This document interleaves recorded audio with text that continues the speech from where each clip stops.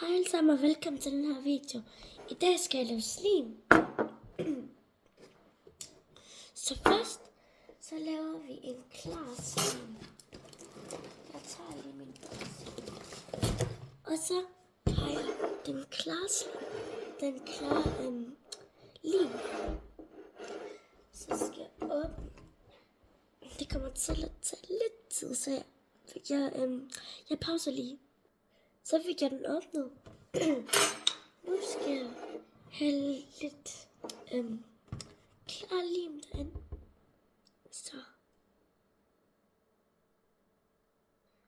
Cirka så meget her.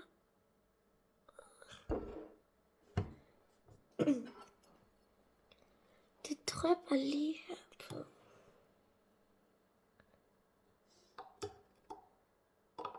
Så.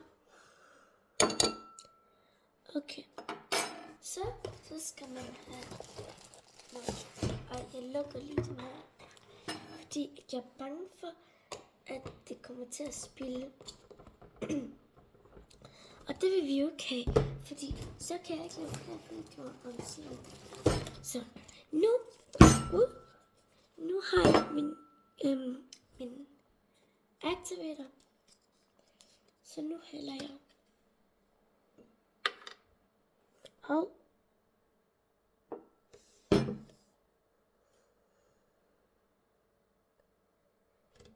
vent, jeg pauser lige. Så, okay. Mine hænder er lige lidt sticky. Det er lige meget. Så skal man have noget aktivator, og så lægger man det her i.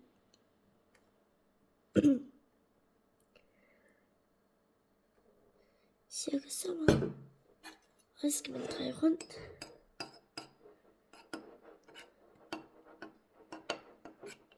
Kan I se, de klumper sig sammen nu?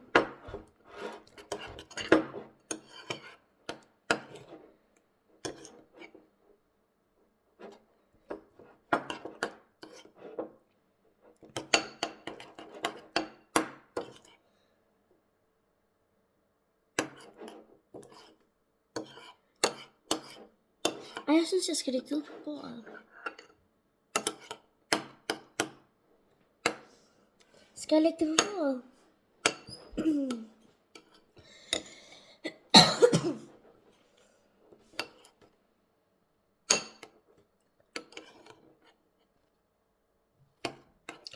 Jeg tror, jeg skal lægge lidt mere aktivator i. Undskyld for min stemme, jeg er lidt syg.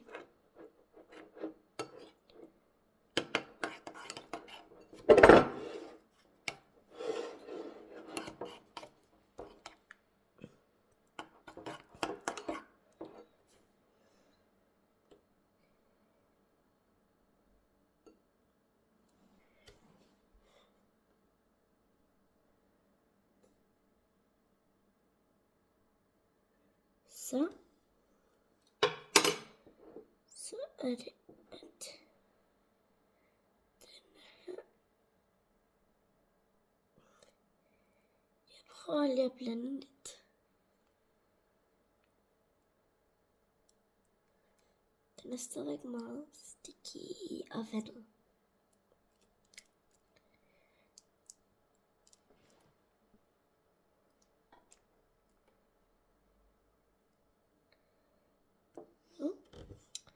Nu skal jeg hælde lidt mere aktivator i.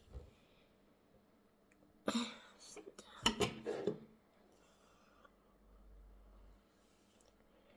Så.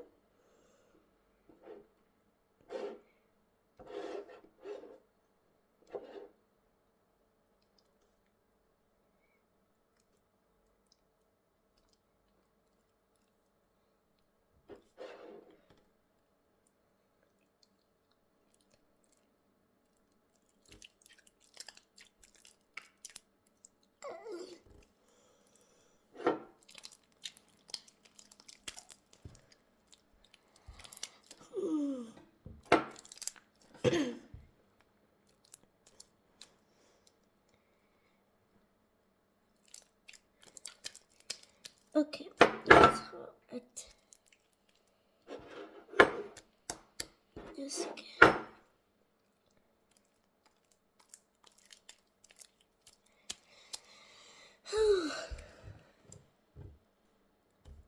ist fett.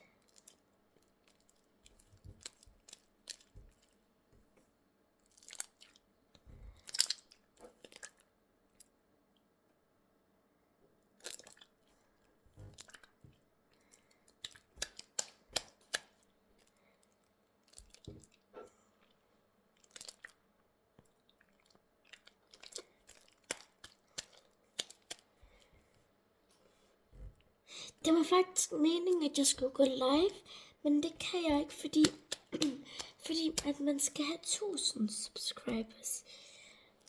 Jeg troede, det var 50, men det er åbenbart 1000.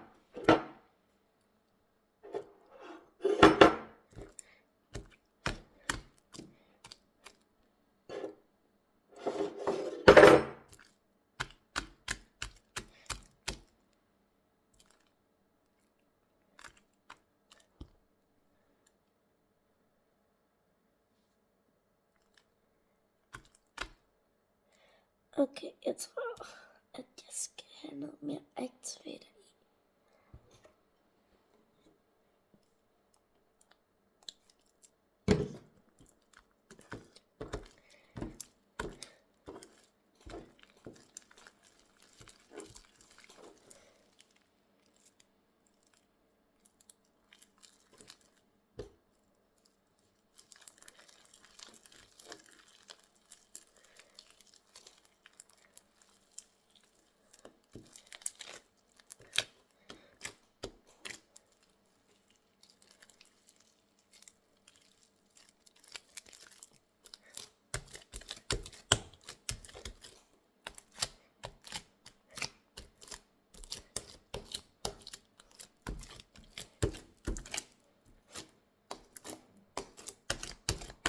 Så nu skal jeg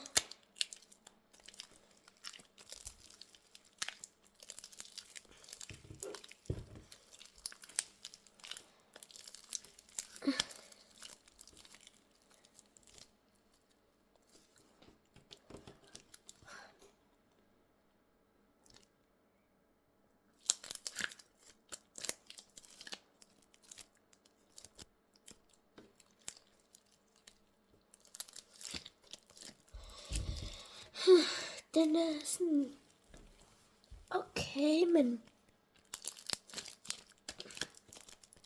den er sticky.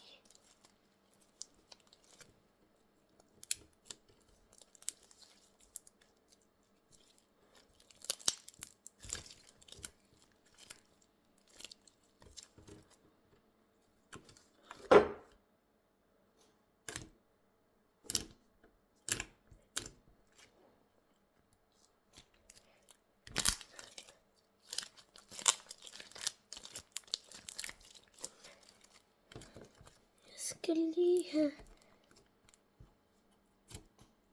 lidt mere aktivator.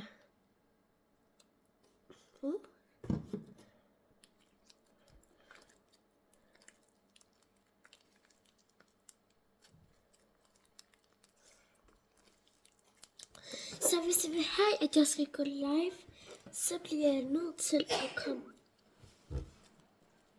Så bliver jeg nødt til at komme op på 1000 abonnenter.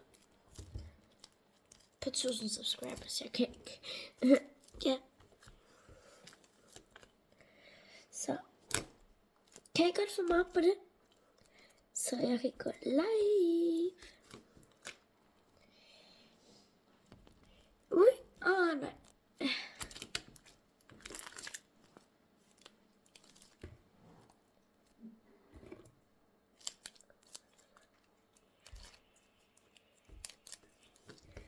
Den er meget sticky. Ej.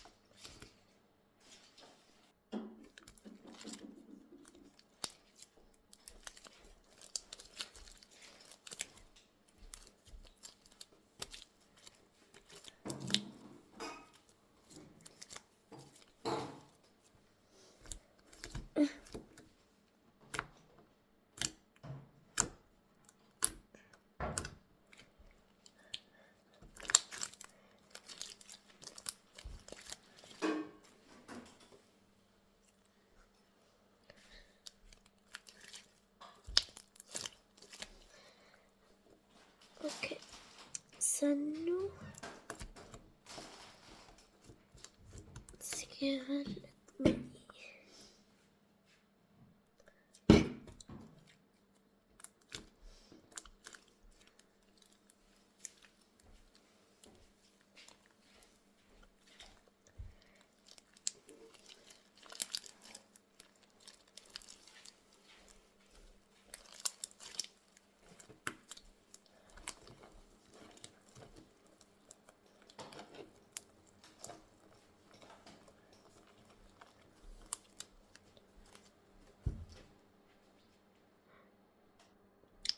Okay. Hov, man kan ikke se det i kameraet. Ej.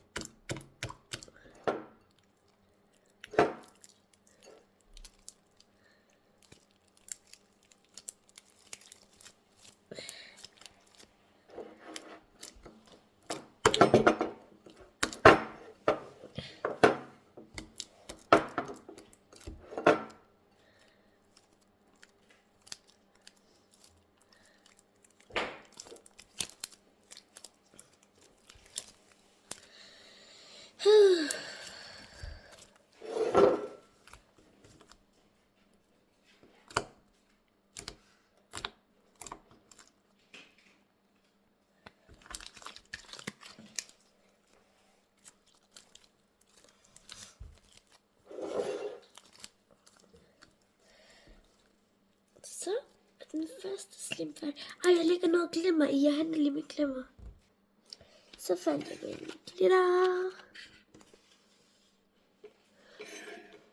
Okay, der er bare sådan noget. Jeg ved ikke, hvilken jeg skal lægge. Ja. Jeg har tænkt over det, og jeg synes, at jeg skal have måske den her. Eller den her. Eller måske den her også. Der er så mange flotte. Jeg tror, jeg tager den her. Nej, eller den. Jeg ved det ikke. Måske den her også. Ej, der er så mange. Ej, jeg ved det. Jeg har den perfekte. Den her. I kan ikke engang se noget. Ej, undskyld. Jeg vælger den her.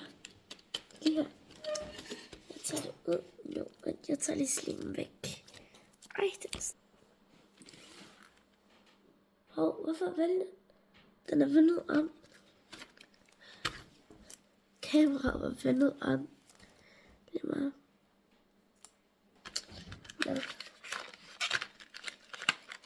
Det kan vi ikke gøre noget ved. Ej, det bliver svært at få den her. Kan man ikke? Ej, jeg gider ikke tage den ud. Den er så flot sådan her. Jeg tror bare, jeg tager den ud om bagfra.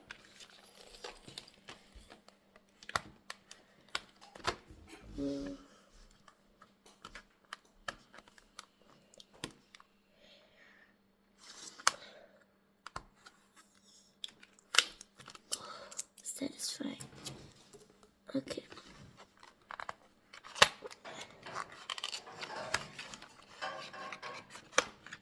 Okay, så den her. Så jeg lægger det ind igen. Det er svært det her. Sådan der. Okay, nu har jeg glitteret. Jeg synes det er meget flot. Så hvad er det her? For en nål derinde.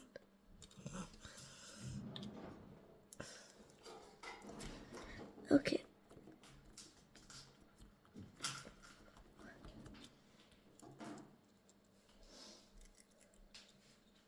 Wow.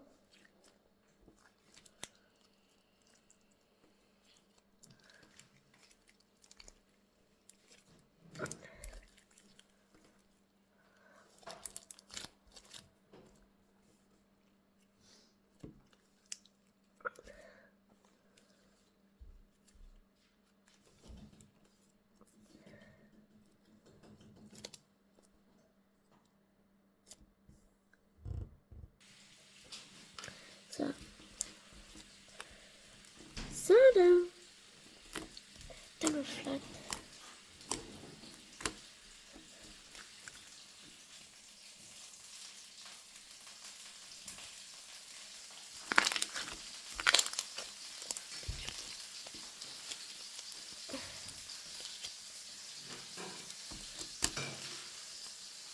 Okay. Nu skal jeg lave en glow in the dark slime. Så. Jeg tager lige den her væk.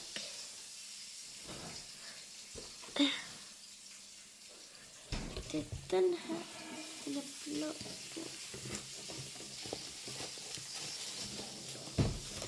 Så. Okay. Den Elmer's glow in the dark glue. Så. Nu er det lækkert. Det er sådan allerede nu. Det er lige meget.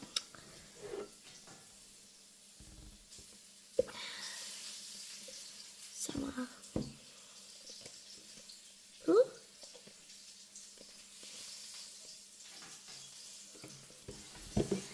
Okay. Nu skal jeg den her. Så skal jeg mixe. Jeg vil gerne mixe med hænderne. Mixe.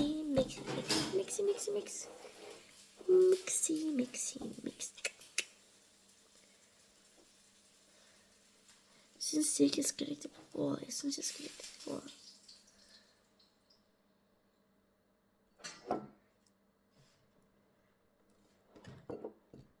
Jeg vil gerne have lagt det på bordet, men nu er det for sent.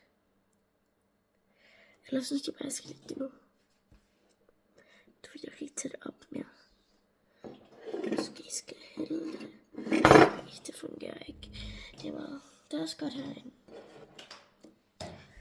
Det er sådan, ja, det var. Okay, jeg skal hen, ja.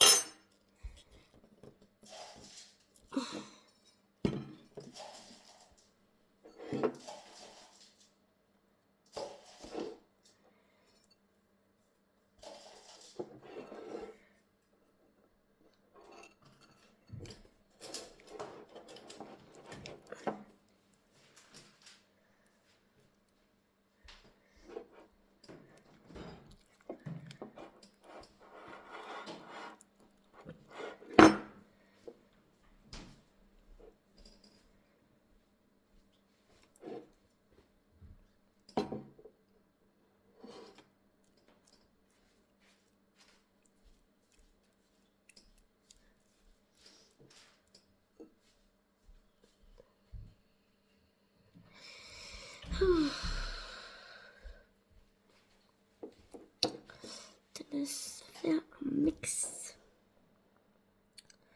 Man skal bruge meget aktivator til den her.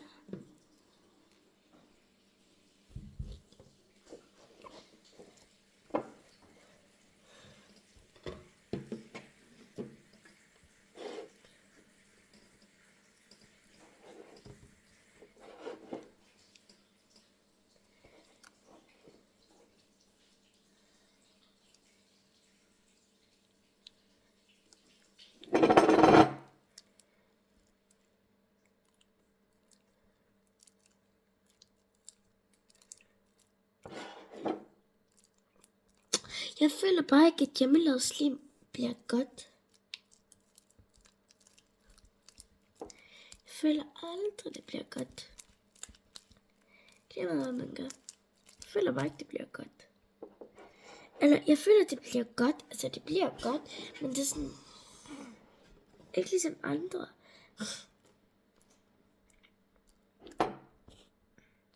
Ups.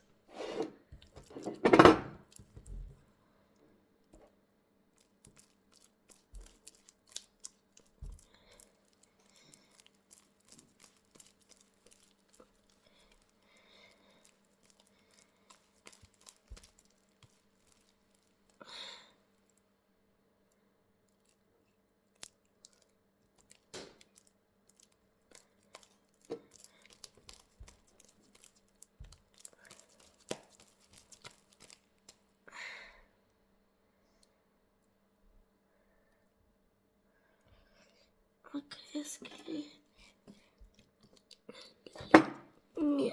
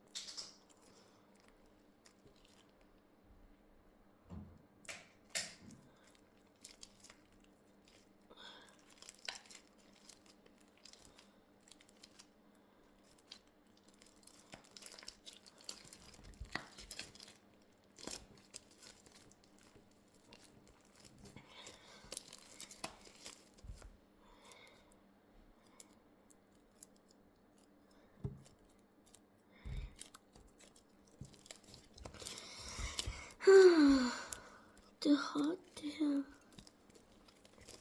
Det går helt ondt i mine hænder, jeg har mixet så meget. Jeg synes, det er ondt i mine hænder.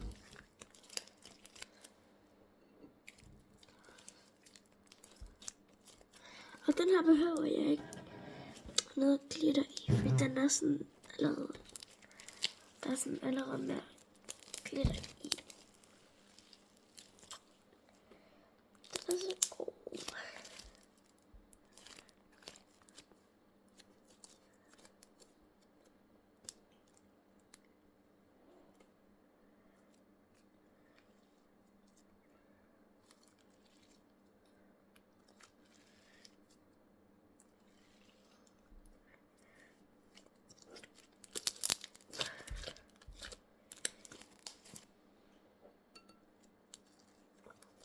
Nu lader jeg den lige sidde lidt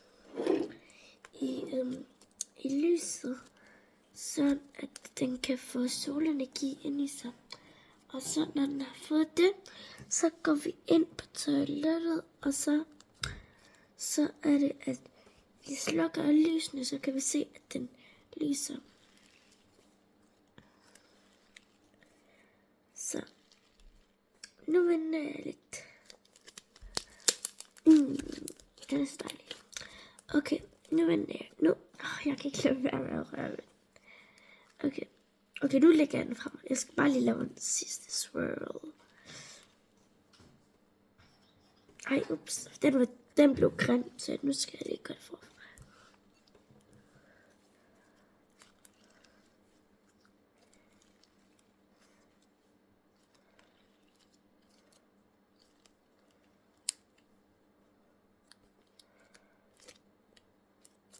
Så. Nu har jeg lagt den. Nu kan jeg lige at vaske hænder. Og så når jeg er færdig med det, så kan jeg,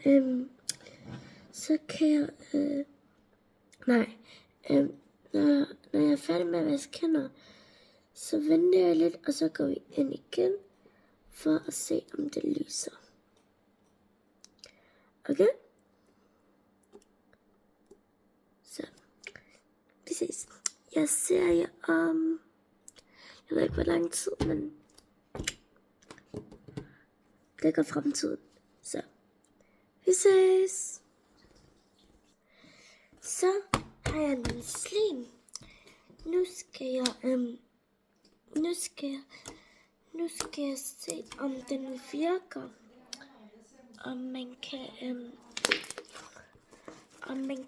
Om den faktisk lyser i mørket.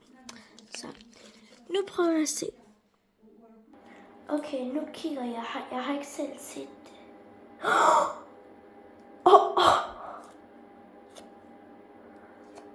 Ej.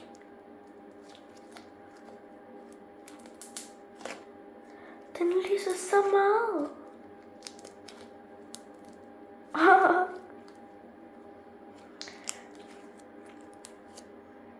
Ring. Den lyser mega meget. Nå, men det var alt for i dag. Så vi ses.